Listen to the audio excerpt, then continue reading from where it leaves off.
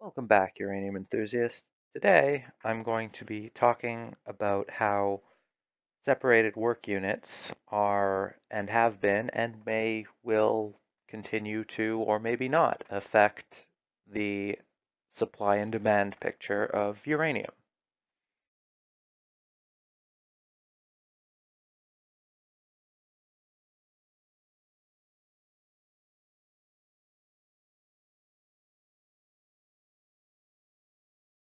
Please give this a quick read and remember to always question if anyone, especially some random person on YouTube, knows what they're talking about.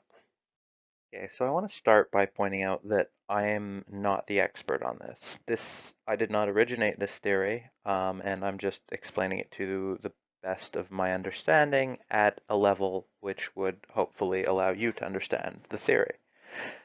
Now, I don't know also the exact levels at which this may increase, decrease, or stop, but this is the picture that I'm currently seeing. Okay, so what is SWU? Well, in the fuel cycle, before the mined uranium is able to be used in reactors, it needs enrichment. Well, the uranium, once enriched, gets processed and priced in separated work units, or SWU. So during the downturn, all of the people or all of the companies that were enriching uranium before, all of a sudden had excess capacity and time. Now, because it was fairly easy for them and their costs were, they had extra capacity and it was cheap electricity that they were able to use to stretch the uranium even further, they were able to go through the unused excesses and enrich more uranium. And if that explanation sounds a bit too sciencey for you, imagine this. You have a bunch of oranges and you have a dozen kids asking for orange juice and they're standing over you and all that. So you squeeze the oranges into orange juice and, well, you have a squeezer or whatever. So everyone has their fresh orange juice. They sit down, they're enjoying it, and you realize you don't have any oranges left, but you want some orange juice. So you take the scraps that you would have thrown out and you put them back in the juicer, and lo and behold, there's enough for another glass of orange juice.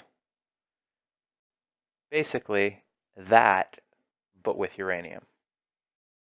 And they've become quite proficient at squeezing the last out of the nuclear fuel out of the uranium. The amount has gotten to a point where it's comparable, potentially even bigger, than the uranium produced from McArthur River, which is, as many of you know, the biggest uranium mine in the world. So, or more than 10% of that supply just added from an unexpected source at a time when demand was artificially reduced because of Japanese reactors coming offline. So while that is definitely a lot of added uranium, added nuclear fuel, the thing is, it seems to have peaked, the underfeeding that is. And if you look at some statements made by the enriching companies, they've said that they're not in the business of underfeeding anymore, and that as their centrifuges come offline, they're not going to be replacing them, the added capacity that was able to enrich the tails. So, in theory, this should be coming down. Now, what this could mean has a lot to do with the degree to which it may have peaked or decreases. Maybe the secondary supply or the line on top on many of the or on the bottom of many of the supply demand of the non-mined uranium that seems to become nuclear fuel. Maybe that isn't as thick as some are thinking. Maybe if the SWU price increases enough so that it's not beneficial for the enrichers to continue doing this, they may stop. Now, if that sounds like, why are they giving away free money? Well, they didn't do it in the past, and it's not exactly free money. It's complicated. Um, so basically, it's possible, if all goes right for the supply or for the miner side, that another MacArthur River comes offline, and this time it's not with the promise of coming back online at higher prices. It's actually the higher prices that would take it offline.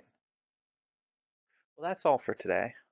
And I just want to reiterate that for me, uranium, the price increase, is an eventually story.